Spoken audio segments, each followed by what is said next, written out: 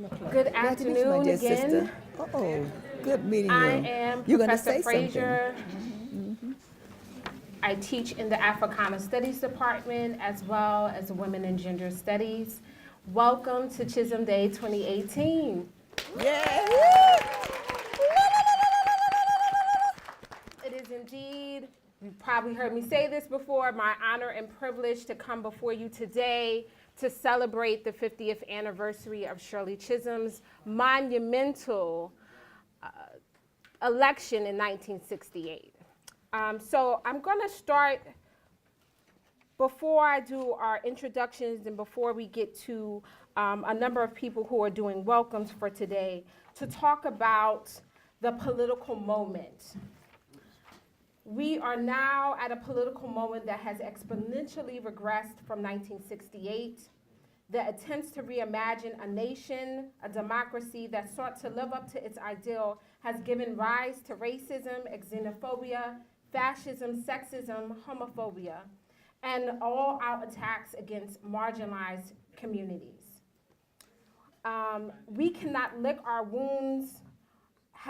History has shown us that while the moment is different, we also have to be diligent in our advocacy and activism. So in Chisholm spirit, we fight. At the project, that means when young men and women are killed in the streets and in our nation during protests, we are also in the streets. We have a conversation on Black Lives Matters. We see the communities that Chisholm represented become unrecognizable to its residents. We will have a discussion on gentrification.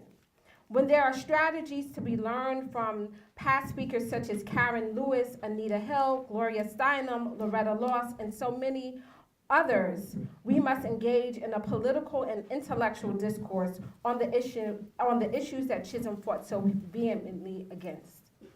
The Chisholm Project has taken up this mantle to ensure that there is an archive and an intellectual space dedicated to Chisholm and Brooklyn women's activism. I am proud that we will have a number of new initiatives and ventures to engage not only our students through our internship program, as well as helping to reestablish a Chisholm scholarship here at Brooklyn College, along with a number of collaborations with national entities such as the Delta Research and Educational Foundation. However, none of this work could have been done without the support of the Wolf Foundation, the Africana Studies Department, the Women and Gender Studies Department, the President's Office, and her initiative specifically around We Stand Against Hate. So before we start, we also would like to thank our Emeritus Director, Barbara Winslow, and all of the staff and faculty and those of you who are gathered here today. So first up, we will have a reflection by Dr. Una Clarke, trustee of the City of New York, to give reflections of Shirley Chisholm and her engagement with Shirley Chisholm. Yay.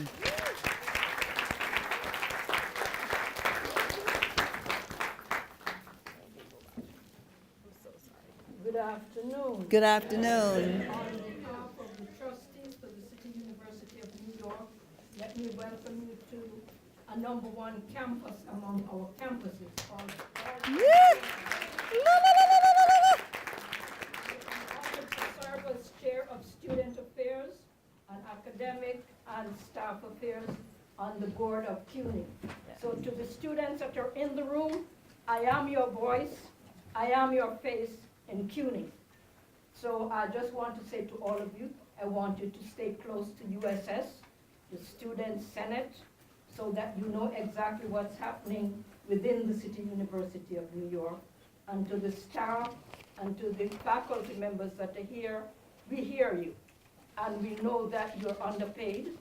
And I know how hard you work, and I want to thank you for the service to our students and to the City of New York. For those of you who know me as a former member of the New York City Council, the one that made all the noise in Brooklyn, I am honored to be here and to continue my work even in my old age, to make sure that my voice is heard, because nobody can speak louder for me than I can speak for myself. And civic engagement is all about not what you know or who you know, but make sure nobody make any decision about your life in which you have not had a voice or a say. And so let me just say a little bit about Shirley and Conrad. Conrad Chisholm was born in the same parish on the island of Jamaica where I was born. Conrad and my brother-in-law were best buddies. So with Lawrence DeWitt, there was nothing that Conrad did that they weren't both conspiring. And so what we had to do as women, we had to make sure that wherever they were gonna go, that we would know and that we would show up. So whether it was a basement party, we would show up. Whether they were gonna learn to play dominoes, we showed up. And then Shirley got engaged in politics. And I was honored and privileged to be a disciple. And even now, all of the work I did in the city council, when I said I am the voice of the voiceless and the face of the faceless, it's something I stole from Shirley. So I use it in the city council. But for those of you who know her, she's a person that speaks truth to power, and it's not about being popular, it's about being right. And a person who wants to be right will always speak their heart and their conscience. And so when I was asked to come today, I said I will jump at it. I will not only come on behalf of all 15 members of the Board of Trustees, I made sure I knocked them out of the way so that I would be the one here. And would like to say that this library, this was when I was an educational consultant for the City of New York Agency for Child Development. This was our child care center. And then as it turned around, when I became a council member, I had to put money in here to turn this into a library. So that I feel invested, not only in Brooklyn College, but in the borough of Brooklyn and in the 40th Council District that I was privileged to serve for 10 years. And then the SORA sister, the Delta sister, Yvette Diane Clarke, who is now in Washington, D.C., would have been here today. So your SORA sister, I don't know how to make the thing happen. She sees her friend, she's making something. And I would say to her, I said, what are you doing? She said, don't worry about it because you're not a SORA. I'm not a SORA, but I have her soaring. So to all of you, welcome and thank you.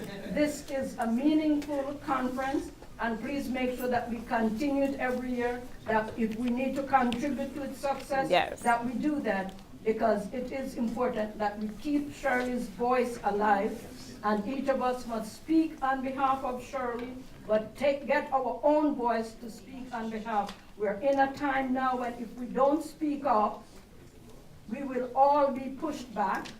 I came to the United States just before the Civil Rights Movement, and nobody had to tell me what it was. I know how to evaluate right from wrong, and I became a student who traveled the South. Even without a green card, I came as a foreign student, and now if I came today, there's a person in the White House who, based on my voice, based on my face, would not even allow me to get a green card, never mind become a citizen, and never mind giving back, paying backwards and paying forward for all that this nation has done for me. So let us keep Shirley's voice going. Let us work hard to make sure that her legacy is never forgotten. Thanks to all of you. Thank you.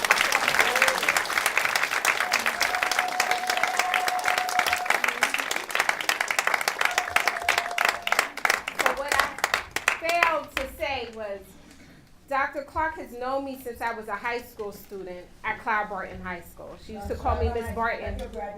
Yes.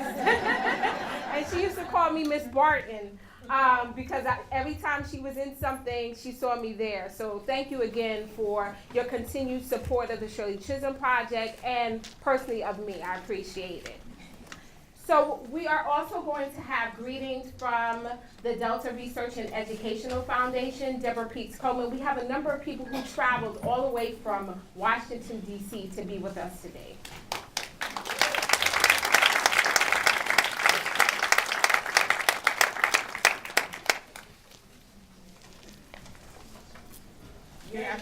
afternoon. It is sheer joy for me to share this very special occasion with you, the Shirley Chisholm Day at Brooklyn College.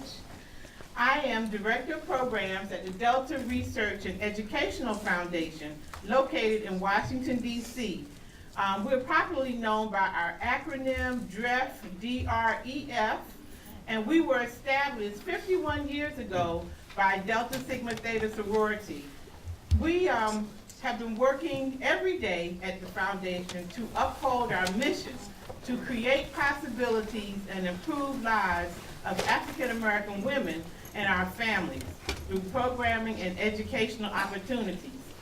I'm very pleased to say that Shirley Chisholm was a member of Delta Sigma Theta sorority. 2 short months after she was elected to Congress, she was initiated into Delta right here in Brooklyn, New York in late January 1969. Even then, she was an inspiration to many of us. I had the pleasure of working with her when Delta conducted the first Black Women's Political Action Summit, Congresswoman Chisholm and National President Mona H. Bailey at the time in the mid-1980s. And even though she is among our ancestors now, she is still a strong inspiration to us. We are very proud to be here participating in this very special day, Shirley Chisholm Day at Brooklyn College. I invite you to visit our website, deltafoundation.net, to learn more. And a special note to the young women here in the audience, we just opened up our application process for the Stephanie Tubbs Jones summer internship on Capitol Hill. So apply, apply, apply. Take care.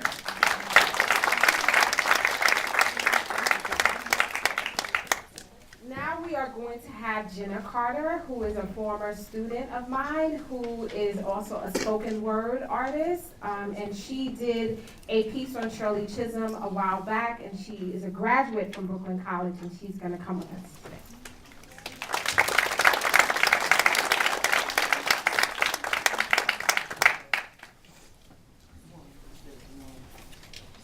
Good afternoon. This is less of a poem and more like a speech for So sometimes I feel inadequate. I wake up feeling undeserving of my privilege to pursue higher education. And like many of us here, I've worked multiple jobs while enrolled in school full time, which is to say that like most of us, I procrastinate. Not out of laziness, but out of fear of graduating and finding a job. And there's also a pressure to both withstand and dismantle racism and sexism and all of the other isms that we all know way too well. And so on those days, I feel like the world is crashing. But then I look around me and I'm reminded that my very existence within this institution is an act of resistance. I'm reminded that my legacy and the Black women who fought before me to be here. Shirley Chisholm was born on November 30th, 1924 in Brooklyn, New York. As the oldest of 4, she attended high school in Bed-Stuy and went to earn her bachelor's from Brooklyn College in 1946. While here, Chisholm was known as an organizer, debater, and mentor for all of her peers. In 1952, she pursued her master's in elementary education from Columbia University. And though at the time, teaching was her choice of activism, she was constantly seeking ways to create a larger, more powerful platform, one that would advocate for affordable higher education, much like the protests that we've seen several times over on this campus. She found home in formal politics and grounded herself in grassroots organizing and coalition building. Along the way, Chisholm also sought to employ as many women of color under her as possible. In 1968, she became the first Black woman elected to Congress, and later she became the first woman and first African American to seek nomination for President of the United States under the Democratic Party. Chisholm saw the importance of nurturing and educating young people, much like Ella Baker and other Black women activists that we all know. Up until her last days, she taught sociology at Mount Holyoke and continued to inspire her students to become politically active. Shirley Chisholm's educational legacy stems beyond her status as a Brooklyn College graduate. It is one that can be seen as a narrative of resistance and a lesson that everyone deserves a seat at the table, especially those who built it. Thank you.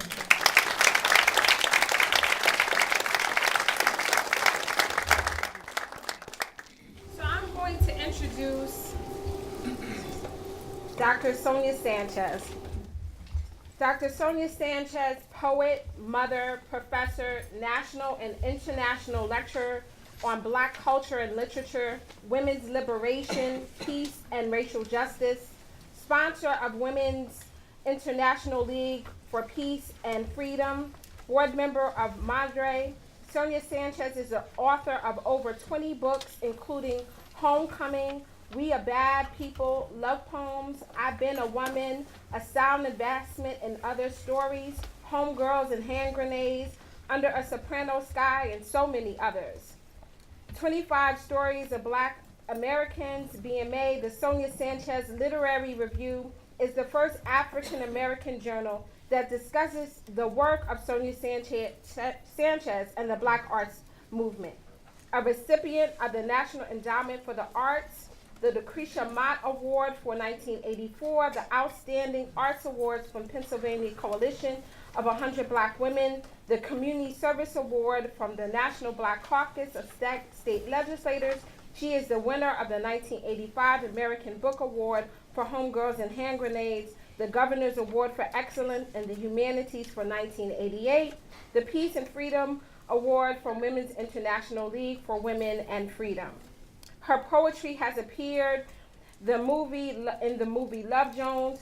Sonia Sanchez has lectured to over 500 universities and colleges in the United States, and has traveled extensively reading her poetry in Africa, Cuba, England, the Caribbean, Australia, Europe, Nicaragua, the People's Republic of China, Norway, and Canada. She is the first presidential fellow at Temple University, and she held the Laura Carnot Chair in English at Temple University. She is the recipient of the Harper Lee Award in 2004, an Alabama Distinguished Writer, and the National Visionary Awards. Sonia Sanchez is one of the 20 African American women featured in Freedom Sisters, an interactive exhibition created by the Cincinnati Museum. And there's so many others. And the Smithsonian Institution Traveling Exposition. In December 2011, Philadelphia Mayor Michael Nutter selected Sonia Sanchez as Philadelphia's first poet laureate, calling her the longtime conscience of the city. Bad Sonia Sanchez, a documentary about Sanchez's life as an artist and activist by Barbara Addy and Janet Goldwater, Sabrina Schmidt-Gordon, was nominated for a 2017 Emmy. There is more that I can say about her long career, but Professor Sanchez has known me since I think I was 7 years old. And it is indeed an honor because I was a student of hers at Temple University. And when I called her to come, since I got this position here at Brooklyn College, it was always my dream to have Professor Sanchez, for her to impart on her brilliance, her poetry, her love for struggle, her love for people. And it was indeed an honor that she accepted my offer, even though she is in the middle of writing her memoir. So I just want us to give a Brooklyn round of applause for Dr. Sonia Sanchez.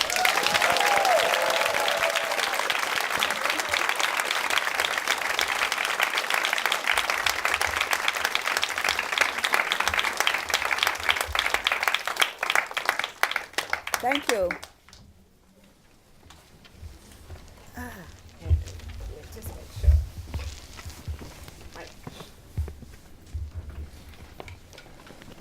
Woohoo!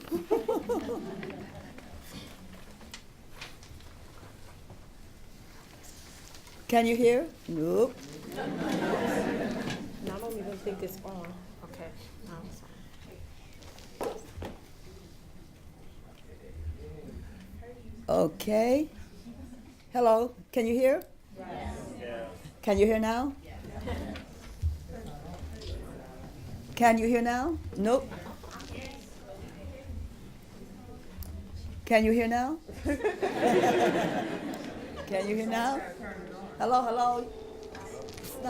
It's not coming on. I don't know what's on. All right, we'll just have to talk loud. Come on, people, up there, wherever you are, put it on. That used to happen to us all the time in the 60s and 70s. Everybody had a mic and everything was fine. Then we came on, it never worked, whatever. So don't tell me this is what happened at Brooklyn College. I'll take it out and tell the people who are up in the controls ain't doing their work. All right. Or maybe they are doing their work. How are you? It is so good being at Brooklyn. It's so good being in Brooklyn because, you know, I used to say for years I'm going to move to Brooklyn. I can't afford it now. Right? I mean, you and I know what that's about, right? Because Brooklyn was always so special, if you understand truly what I'm saying. I used to say also Brooklyn should be a state. And you should be. The amount of people who are in Brooklyn should be a state. But anyway, it is good being with you, my sister. She was always a good student, right? Yeah. And so it's always so good. And her mother was always such a wonderful, and her mother and her father were very good friends of mine, so it was always good being a part of them and being with them and seeing how she progressed and how she moved and what she was truly all about. And that is, you're constantly trying to teach what is correct, what is true, you know, what it really means to continue the conversation we started in the 60s. What does it mean to be human? That's all we were doing. And that's a hard question. What does it mean to be human? Because sometimes some people step out and say, I'm political, I'm bad, right? Okay, you know, I'm cute, I'm smart, right? I'm the first one in my family in college. You name it, whatever, right? But the point was finally, what does it really mean to be human? What does it really mean to walk on this earth and to walk upright and look at each one of us as a human being, not to come with an ulterior motive, whatever, okay? And if you remember nothing else I say, period, here, you know, I want you all to do an assignment for me for 1 week. Do not turn and twirl your tongue and say anything negative about anyone. No, 1 week. That ain't easy, you know, whatever. Because America teaches us to talk against each other. America teaches us always to have, you know, to spread gossip. And more organizations have been dissolved, you know, because of gossip, by the way, than anything else. Gossip is the number one. And we still see it in major organizations. No, we saw it against our dear sister, the gossip against her. People think that, you know, like almost like it was some, you think you're cute, you think you know everything, whatever. Well, she did know a whole lot. You know, she knew a whole lot, much more than many of us knew. So it is an honor to be a part of anything that says Shirley Chisholm, because she is part of history, is she not? Is there a reason that it's coming down again? The mic's on. All right. So I wanted to, we're going to have this conversation, and the assignment that Professor Sanchez, she gave us that assignment in her class. We had to go throughout the world for our entire, I think you gave us 2 weeks, not a week, but we had to engage in this conversation around what compassion was and to be compassionate to everyone that we came into contact. So Professor Sanchez, I just wanted, one of the other reasons that I wanted you to come is because I read a poem that I never knew that you wrote. The 9 Haiku for Freedom Sisters. And it mentioned Shirley Chisholm. And I wanted to ask you what brought you to write about those amazing women, and what was your kind of remembrances of Shirley Chisholm in 1968? Right. No, this is a book that we were all given, and what they did, let me just read you. This says, Freedom Sisters. Much of our national memory of the civil rights movement is embodied by male figureheads whose visibility in boycotts, legal proceedings, and mass demonstrations dominated newspapers and television coverage in the 1950s and 60s. While less prominent in the media, a group of extraordinary women also shaped much of the spirit and substance of civil rights in America, just as their mothers and grandmothers had done for decades. Made possible by a grant from Fort Motor Company Fund. Freedom Sisters is a collaboration between the Smithsonian Institution and the Cincinnati Museum Center that brings to life 20 African American women. The women range from key 19th century historical figures to contemporary leaders who have fought and taught for equality for people of color. This multimedia interactive exhibition is designed to appeal to people of all ages and backgrounds and is organized around the themes of dare, to dream, inspire, serve, and look to the future. And so, aha!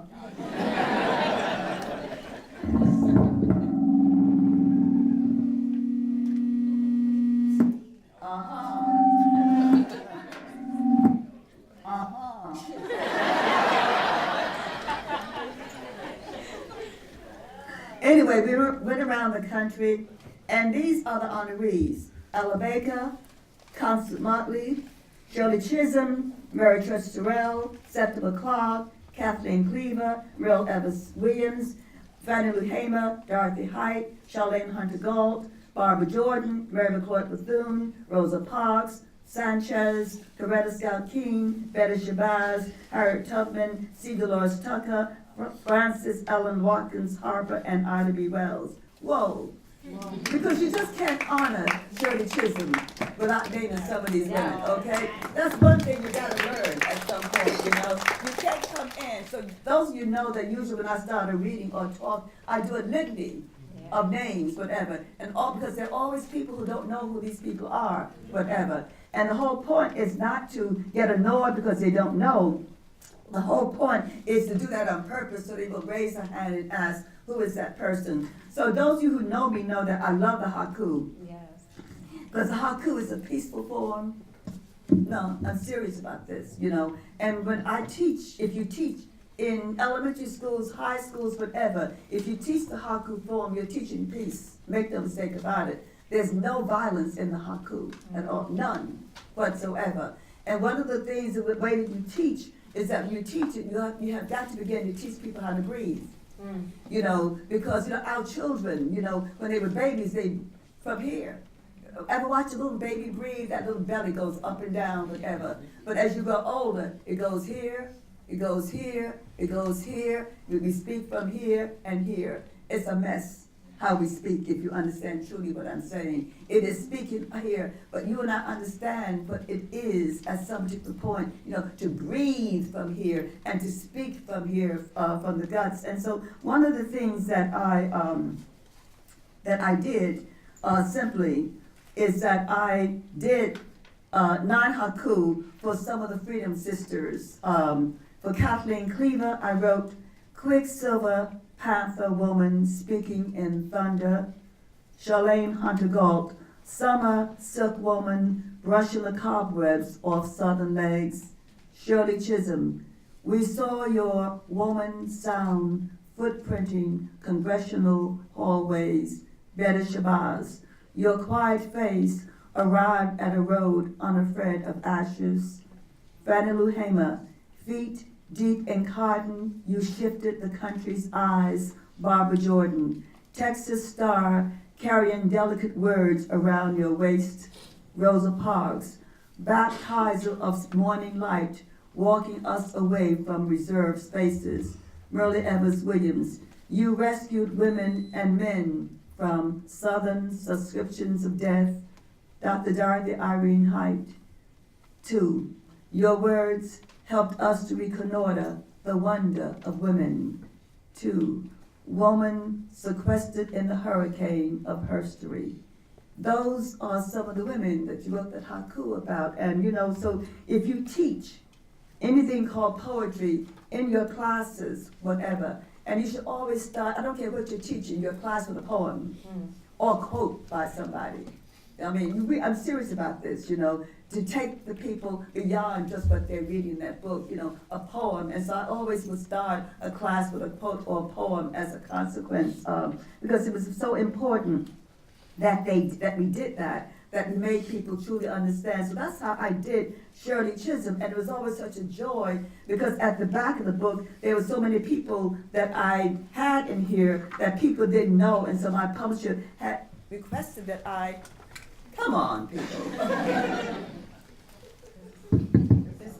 Yeah, it goes off and on, you know, and I've just at some point, you know, this hasn't happened in years, really. I'm so sorry. No, it's not you, my dear sister, believe me, it's not you, okay? But there are a whole bunch of people here that people should know. I mean, like things like a man by the name of Brother Damu was one of the first African-American environmental activists and peace workers. He was the founder of Black Voices for Peace and the National Black Environmental Justice Network. So they're just what people you chose along the way. So if you're gonna come looking for Shirley Chisholm, just as you read anything about Shirley, you found the rest of us in there too. Shirley was not by herself. Shirley was not loved by everybody. You know, I'm sure the sister who came up, believe me, I mean, she wasn't loved by a whole lot of black women. White women, black men really had nothing to do with Shirley Chisholm.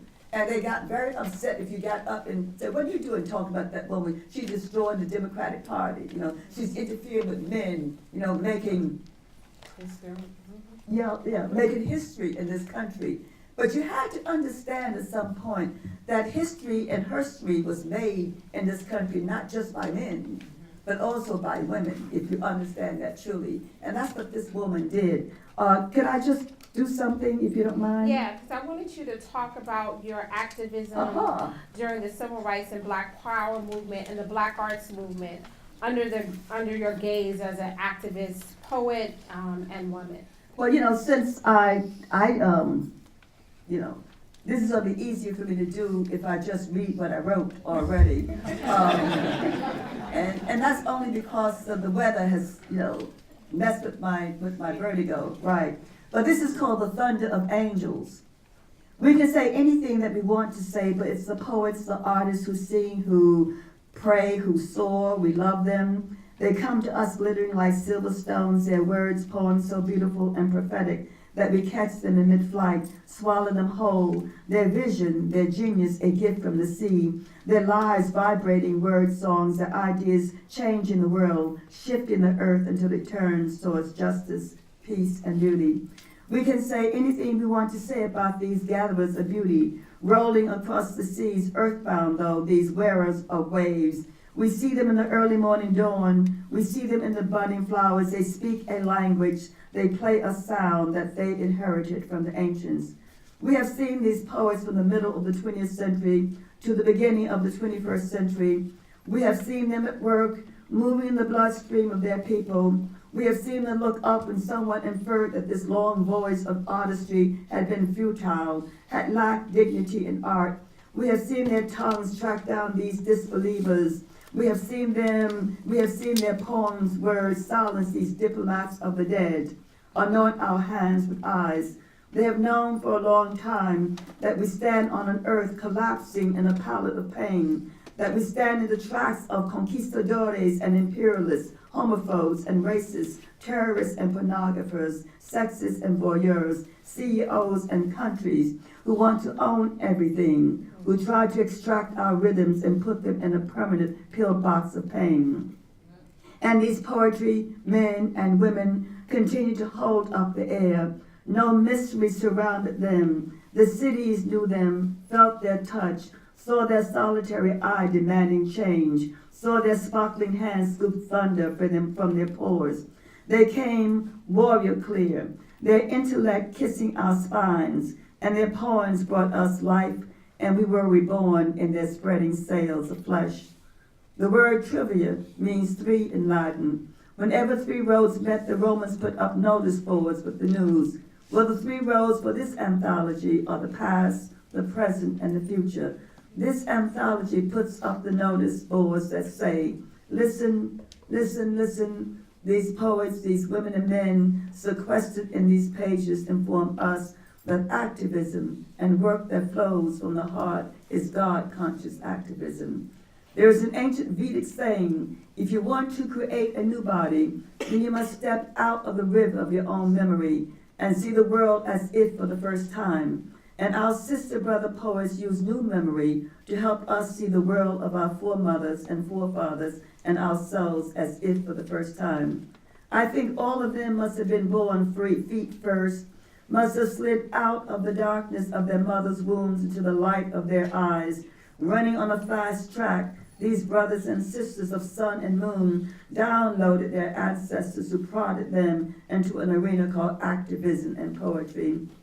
These careful craftspersons of words and life, aristocratic word sorcerers with a commonest eye, inform us that intellect and work for our people and all people, and activism and poetry that flows from the heart is God-conscious activism. And these brothers and sisters, their eyes opening like crystals, worked in America and the world, told us to take God out of the sky and put God in our hearts, our feet, our hands, our eyes, our tongues, and they did. We heard the sacred in all of their handprints and footprints as they reset the identity of African Americans and of people of color onto the world stage from tragedy to the heroic celebration of themselves and their people. These men and women resurrected the idea of a new activism in poetry and scholarship. They sat down with the people, listened to them, held them when they cried, laughed out loud with their successes, welcomed their souls and held their hearts in their hands. These poet visionaries turned the river of memory and made the river turn black, black, black, human, human, human. These poets were a canto hondo, a deep song of Africa, the Caribbean, the Americas, India, the Middle East. They came with the staccato speech and rhythm of the spirit. Their passion entered this American bloodstream. They no longer sang or spoke for themselves. Something began to move through them. We could see it moving between the beat and the unbeat, the noise and the silence, the darkness and the light. A moment where the sounds rose from their throats entered our blood, and we became the sheroes and heroes and the healers and leaders. They levitated language and motion and souls, organized, wept, laughed, studied, taught, wrote, hummed, till time stood still in the 20th century in America. They, through their writings, had summoned the duende, the spirit of all of our ancestors who had suffered and yet survived and did it with dignity and grace and order and beauty. These poets told us that we had affirmed life, life, life, that our eyes had abandoned death, defeat, supposed inferiority, that our feet were dancing silver as we ate a little earth as we all must do before we die. These poets, heavy with the smile of histories and herstories, put their feet on this American spine and bid us look up at their gospel hands, hanging bamboo poems of life. These women and men in Ezekiel's valley asked, "O Lord, can these bones live?" and discovered that they did live through activism and words and love. Sister Bernice Reagan told me one day about the great blues singer, Brother Montgomery, who said, "We all come here naked. Black folks know it, but white folks don't know it because they come here white. White folks don't come here naked. Their skin is an additional currency, puts them far ahead." He continued, "We all come here naked and must make arrangements for someone else while you're here, not just do for yourself." That's what these poets did. They made arrangements for someone else while they were here. This anthology will help us reintroduce our past blood to our present and future blood, make our memory re-enter our bloodstream in order to erase any death prints. Toni Morrison said we die. That may be the meaning of life, but we do language. That may be the measure of our lives. And how Sister Toni and these poets do this thing called language, the measure of our lives. How they caress, embrace, untangle this language, recapture our memory. How they stand words up and let them minuet our blood. How they help us recover our civil words as they open up the sorcery of language, take us out on the wings of laughter and pain, intellect and beauty. How they commandeer words, spinning under this domestic sky, and they become a river, moving against winter sails, repelling ice water ghosts, kneeling on razor-thin knees at confession.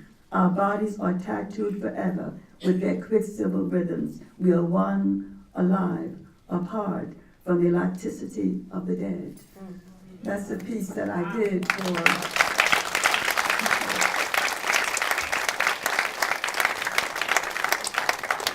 it kind of goes on, but I thought that was what I wanted for you to hear. So that's how, you know, that when our dear sister came on the scene, some of us were already on the scene, you know. And, you know, our dear sister, you know, had to look at people who were like in the past dealing with like, if we just look good, look proper, dress nicely, get an education, people will accept us, whatever, you know.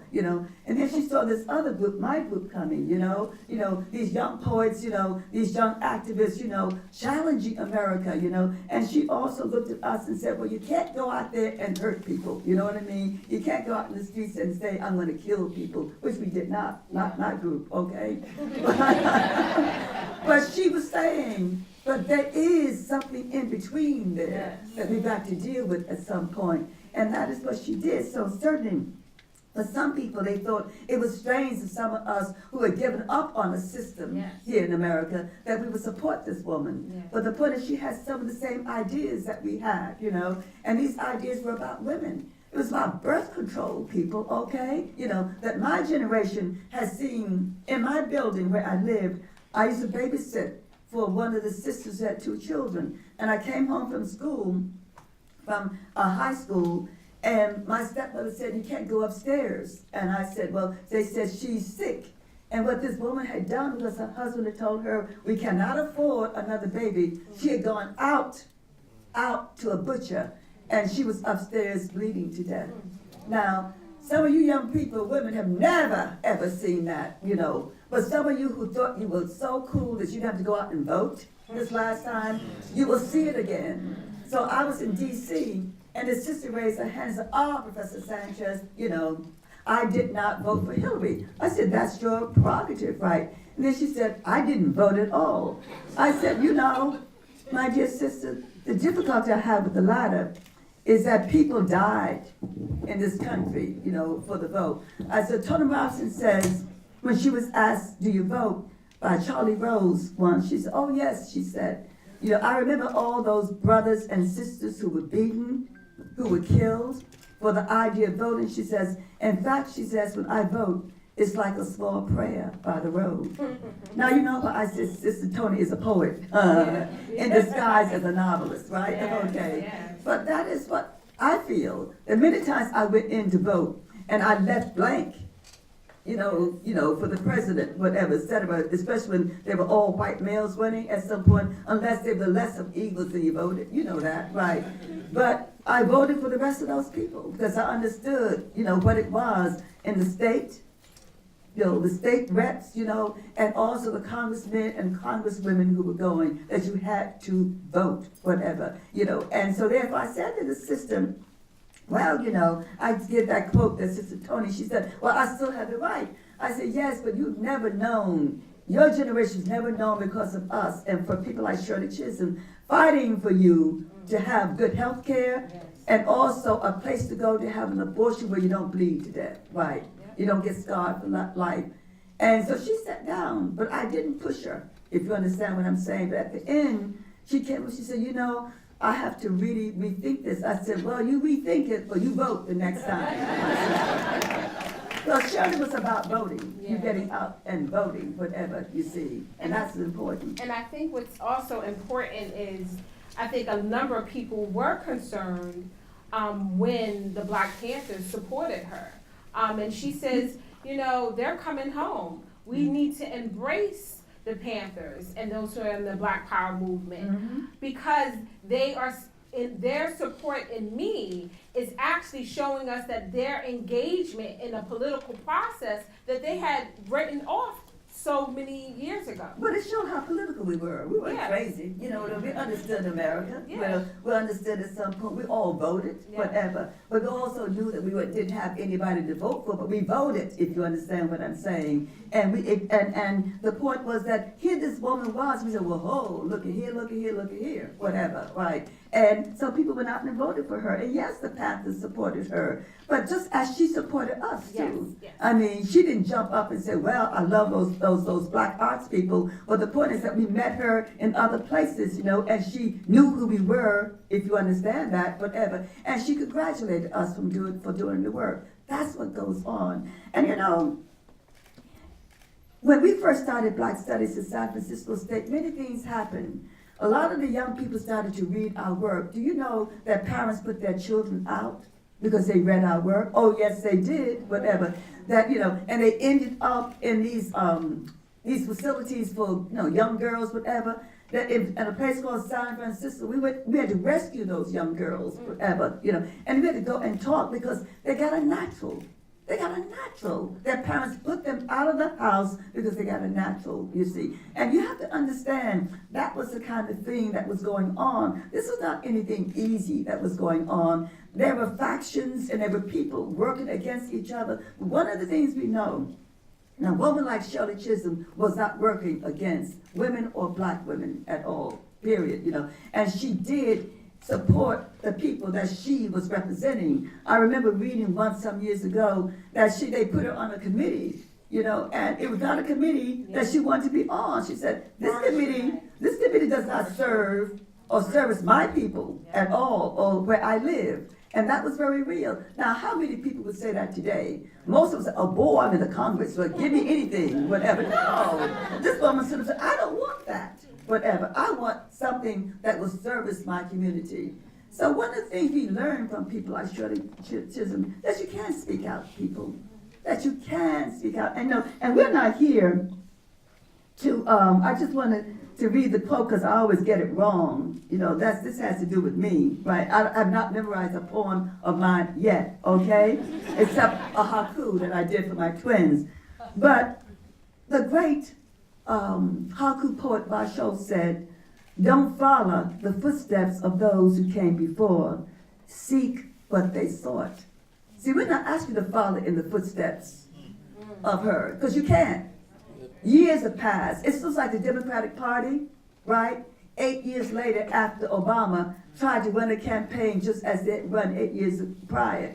You know, many of us who are looking at that, when they ask me for money, I would write them letters like, you cannot run the same campaign. It is 8 years later, whatever, but they tried to. Look what happened, whatever. So you got to seek what they sought. You have to seek what Shirley sought, people.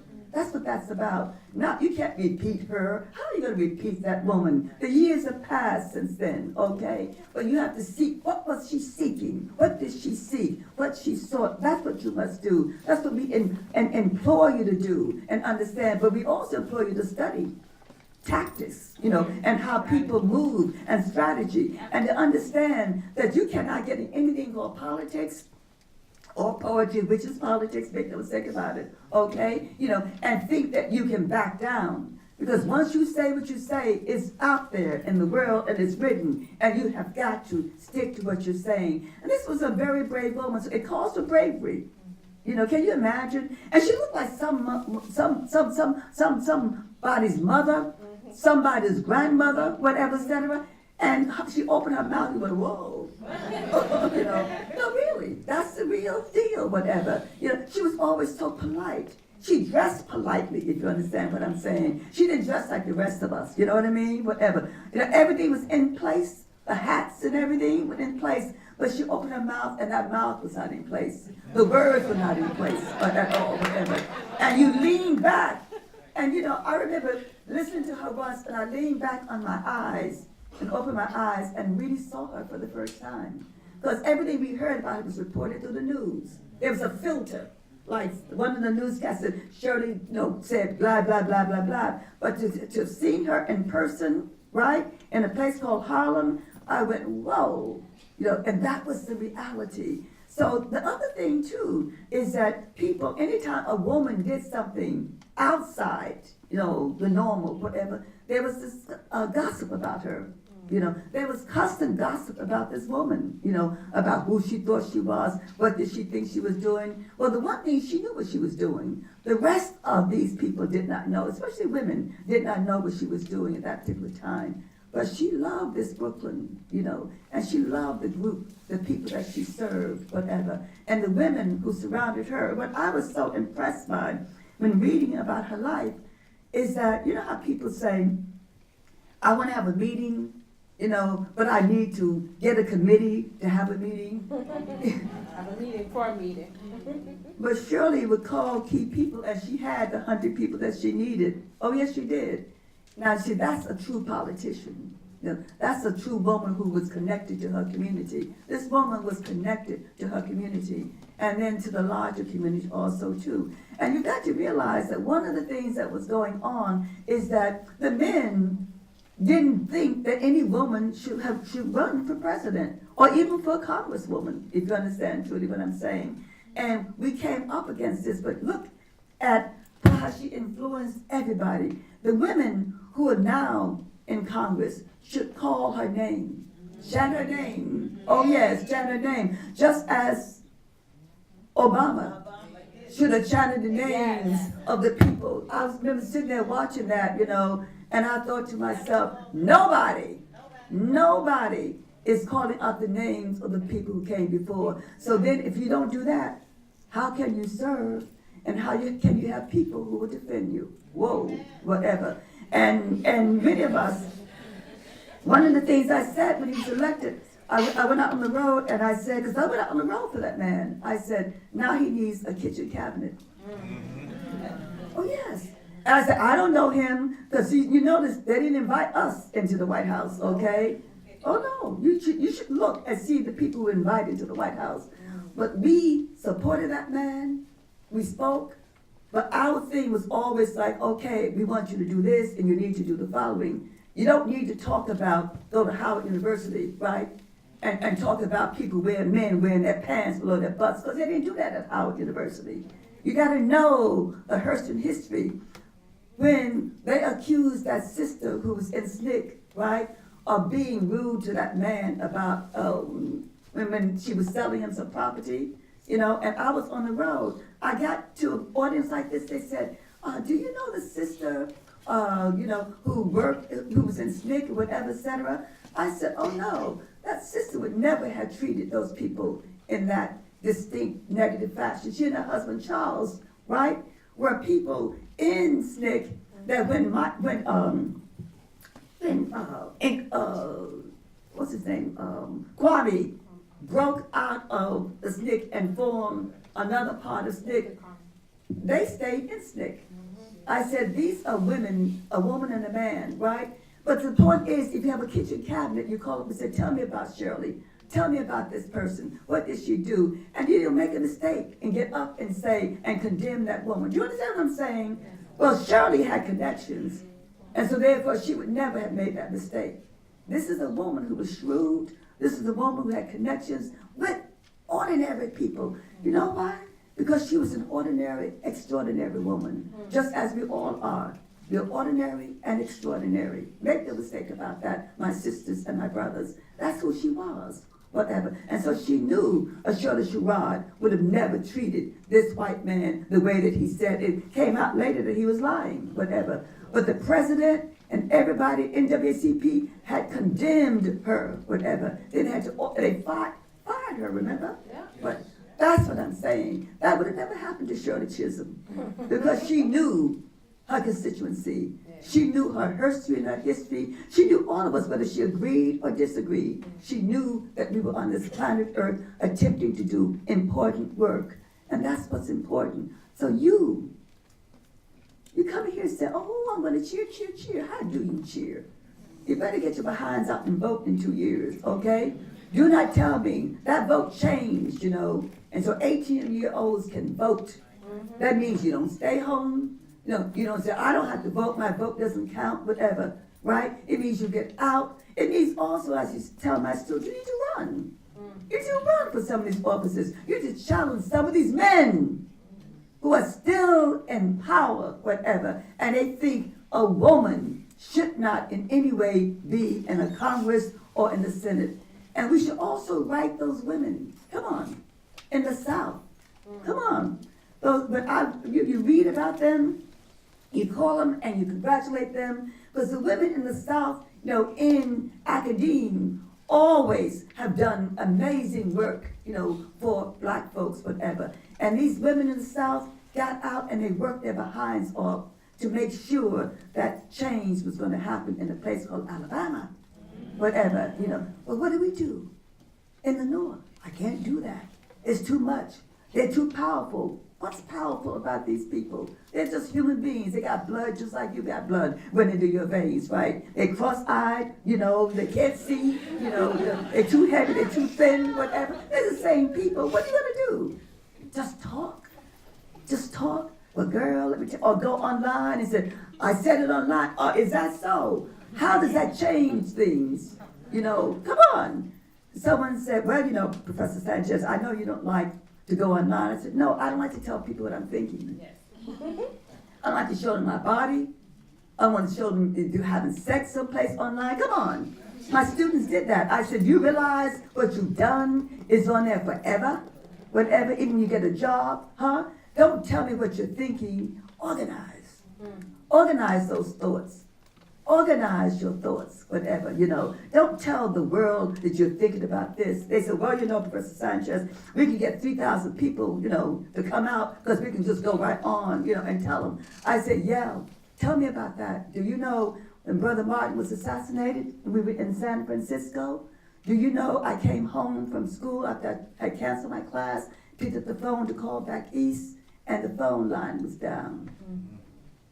Do you think that little sucker you hold in your hand, that you use your fingers, whatever, you think that it will never be shut down when things go wrong in this country? Come on. And the question was that we dealt with at the time, how do we contact each other without a telephone? How do you contact each other without that little sucker you hold in your hand? Whatever, right. That's real business. This is not make-believe. These are the times that we are living in, my dear sisters and my dear brothers, right? And this is what we've got to learn, that this woman, Shirley Chisholm, would get on the phone, call 2 people, in 1 hour, she had 100 people in there. Did you hear that? 100 people just by phone. But again, I will ask the question, and I'll give any of you my number, if you can tell me how we figure out how we contact each other without a phone. In 1968, whatever. So now we're in 2018. How do you contact each other without this little thing that you think will not ever shut down because you're so bad? Because you just said this last week, whatever. Because you got 25,000 followers. Is that so, right? Huh? Yeah. And who are they following? So we have about, no problem, Doc. I'm learning. To sit at the master's feet is a privilege and an honor. We actually have maybe 2 to 3 minutes for anyone who has a question. Can I say one thing? Yes, you can. I am on the board there at the Schomburg, and I have taken the place of Sister Maya to be their rep to get people to join the Schomburg. You should join the Schomburg, So if you all join the Schomburg, contact her. I will send you a book, one of my books, okay? Or any book you want if you don't want my book, okay? Whatever. But I will send you, okay? I will send you a book. You don't understand the history of that Schomburg. Could I tell you just one little story about, we're not all perfect. 19 and a half, getting out of Hunter College, looking for a job. Went downtown to get a job in my blue suit, my blue pumps, my blue hat, my blue purse, and my white gloves. Walked into this place, not at 9 o'clock, but 8:30. Was let in by the receptionist, sat down with a telegram. You don't even know what a telegram looks like. You should go into the library and look at a telegram, right? Report to work. I was going to be the writer for a firm. You hear that? So I'm in there sitting in my blue suit, my blue hat, whatever, and in comes this man and said, yes, can I help you? And I showed him the telegram. And he looked at the telegram, and he looked at me. He looked at the telegram, and he looked at me. He looked at the telegram, looked at me, and said, I'm sorry, the job is filled. And I said, I got you. New York humor, I'm from New York. I said, I got you. I came here too early, right? You said 9 o'clock. I'm going to go outside, right?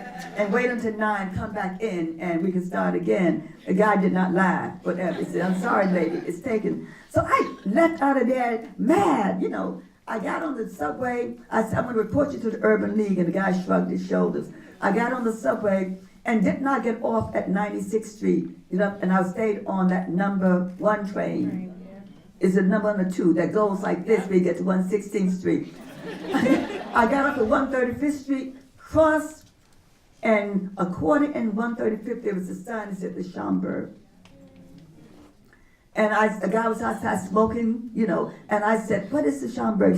He said, lady, go inside, sign in, go inside. Went inside. Now, old Schomburg had this long, long table where nothing but scholars would sit with books piled like that, whatever. All men, right?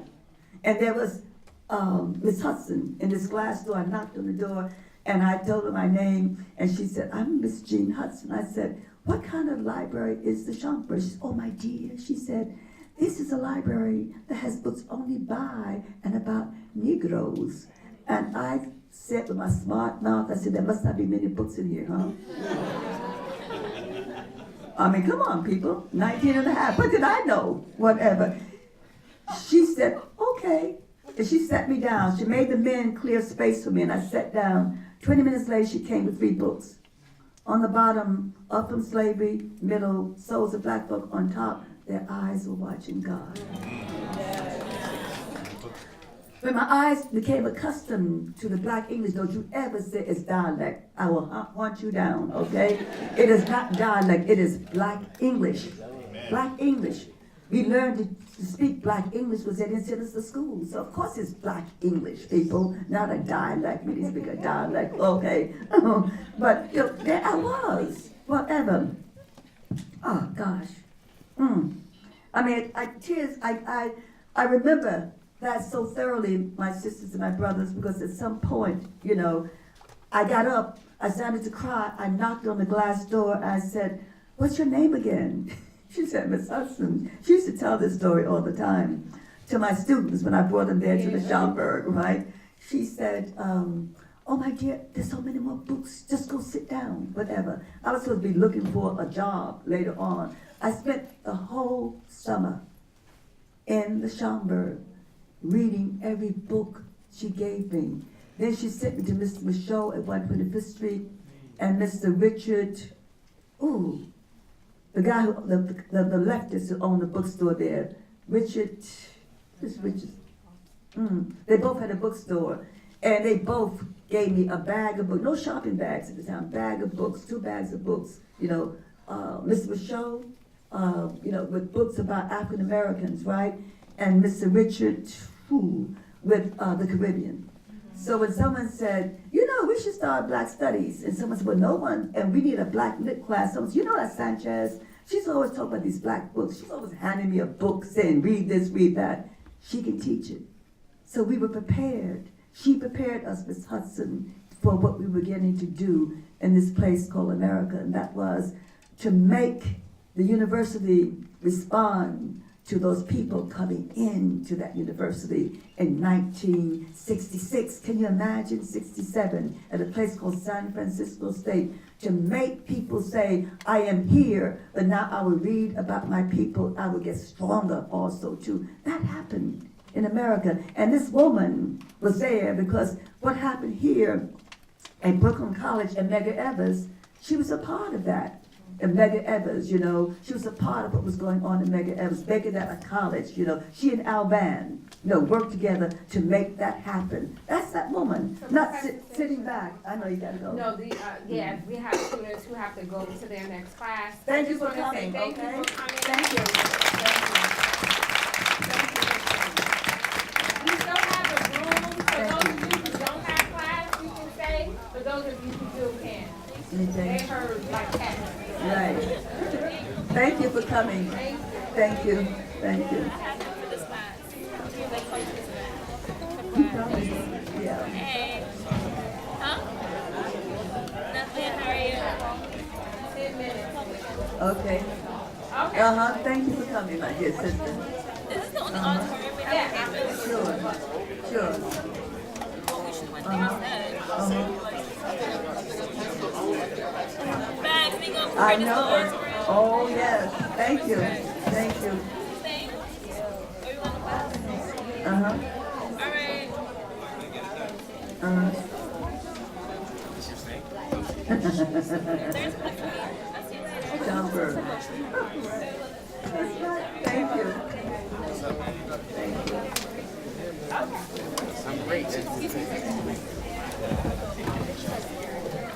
Thank you for coming.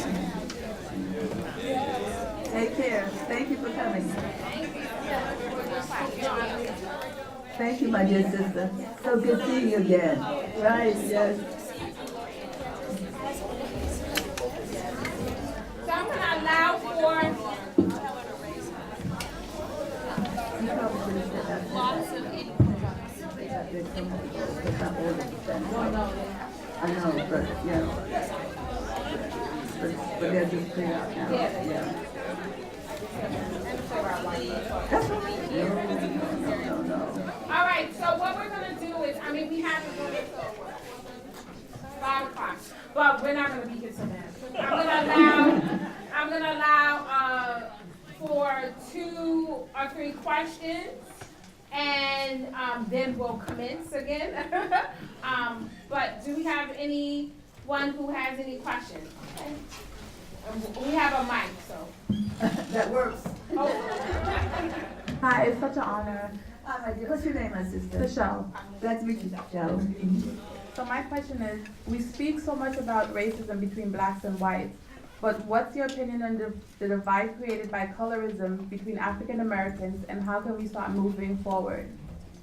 Yeah, my dear sister, that's been, I grew up in New York, right? And I grew up in Harlem. And one of the big issues initially was the issue of Puerto Ricans and blacks, but also blacks from the Caribbean and blacks from Africa. You think it's bad now. It was really bad then. Because the first people who moved out of Harlem, right? I'm very serious about that. And this is not a negative statement, okay? Is that they moved to Long Island, or to Brooklyn, whatever. And because they didn't understand what was going on, whatever. And I remember parents, having that discussion about, who do they think they are. It was our position, thank God, that it's changed, whatever, that we began to understand, what it was to have come from the Caribbean, what it was to come from PR, right? What it was to think it was superior to the blacks who were here. Because they saw us only as blacks, right, who had come from the South, and here we are. So, the thing that we never mentioned about Shirley was color. A lot of people didn't like her because of her color. Yes, come on, you can play with it if you want to, but you want to understand, that for a lot of the men, when they saw her, she was not some of like the women that they dealt with who were like in politics, fair skin, straight hair, whatever, etc. Nice women, not loud, not having a voice at all. She had all that, but she had color also too. And so that came up in our discussions. Many people did not want to support her because of her color, whatever. So it is in us. What does that mean? Look, I could tell you a lot, my dear sister, but what I know is that this generation has got to put that behind, whatever. This whole idea about, what it means to be fair, what it means to be black, what it means to be brown, what it means to have thick lips, what it means to have, in quotes, good hair. Come on, people. What it means to have bad hair. But above all, we've got to see that we are the same people being oppressed.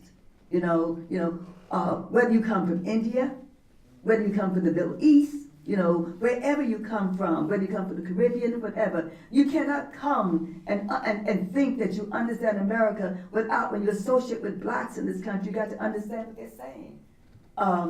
Not exactly, that they're being superior, but one of the things we try to do in a very real sense to say, but this is what we've been experiencing here, whatever, so you got to understand our feelings about what's going on in America. And that's a hard thing to do. But one of the things that we understood is that being in some of the same organizations, that was something that we began to clarify amongst ourselves. So I don't think you necessarily focus on that. You focus on what does it really mean to work together? What does it really mean to call people who don't look just like each other together, whatever? What does it really mean for us to listen to each other and to respect each other? What does it really mean for us to understand, the beauty of all of us, whatever. I remember when they put a black woman on the cover of one of the major women's magazines, in quotes, that next week they said that magazine did not sell as many covers the way the others had. You know, and I wrote them and said it was your job to push it then.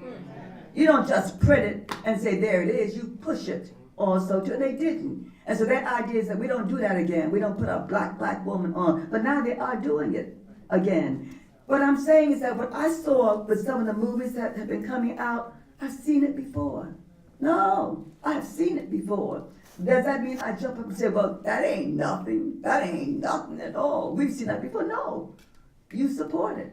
You say, well, what else are you going to do in the movies? How else are you going to, at some point, support women, in this? How else are you going to support the men in this? We've seen there's nothing that has happened in the black, white, brown, Latino movement that we have not seen before, because there ain't nothing new.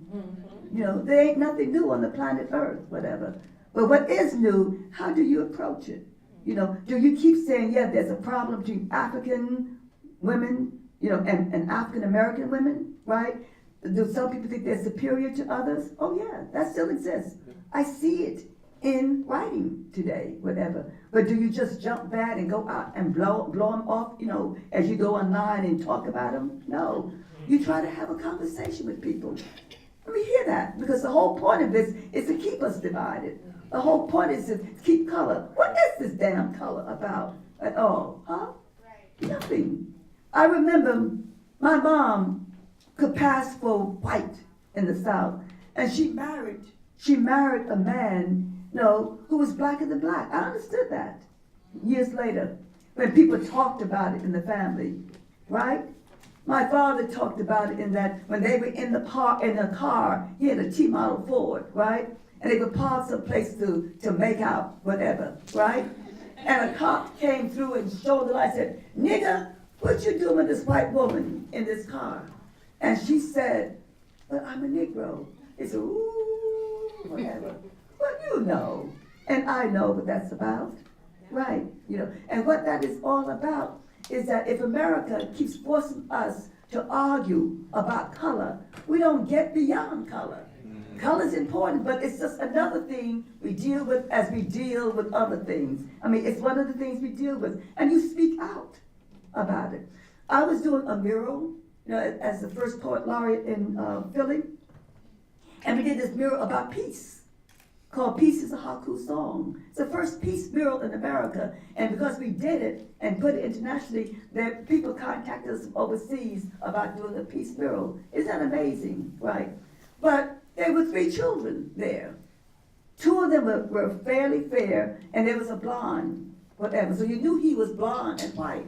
But then I'm sitting there waiting for someone to say, don't we need a darker person on there? So you said, because you get she's always saying something. Yeah, right. So I sat there.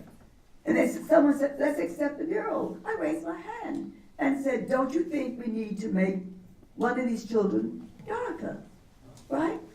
Distinctly black, right? Everybody got quiet in that room. Black, white, green, purple, blue, So it made it seem as if I was bringing up a problem. So when you bring up the problem, in quotes, you are the problem. But I kept pushing it. You've got to do this. Now, that was not a negative statement against the people who did the mural or the artists. It was just that you've got to be, vigilant. You've got to be there to say, if we're going to have a mural about children, right, and you're going to have a blonde and a fair complected one who could be Puerto Rican or black, right, you're going to have someone who is distinctly black. That's not being biased. That's not being negative. That's not being, obtuse, as someone said, right? That has been real about us understanding. Because when little children come see that mural, they got to see themselves, people. If they don't see themselves, you failed. I failed. We all failed. So we have to do that. Don't jump into the trap that I've seen every 20 years this comes up. I'm 84, people. I've seen it forever. It constantly comes back. It's what I call recycled non-energy, bad energy. Like, they was called the newspaper. I got a thing from the newspaper. Oh, Professor Sanchez, what about these people who named their children Shanika? And all this long line of names. So I said, she said, isn't it odd? It's almost funny. This is the Post calling me. So I said, my generation named our children African names, whatever, on purpose, We went and found them. We asked people who were from the continent of Africa, whatever. I said, but this generation you're talking about have named their children strictly what I call American names with the sound of Africa in the background. That's what it is. It's these polysyllabic things. It has the sound of Africa, but it's not. And I said, and I quote, it's purely American. She never printed it.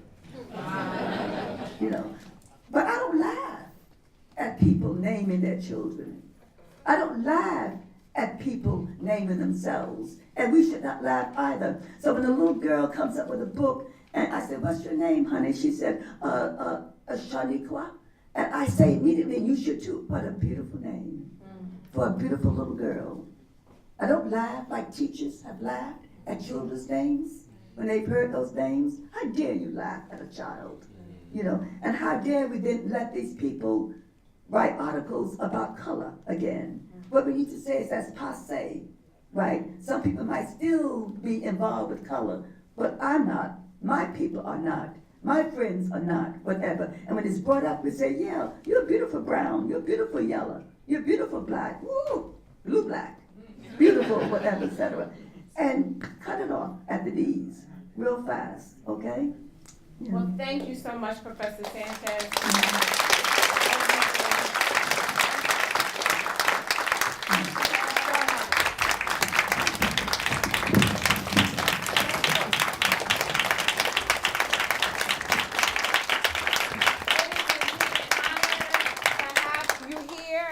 Gift for you on behalf of the Shirley Chisholm Project. Nice. And thank you so much for taking time out of your busy schedule. Oh, thank you. Guess what?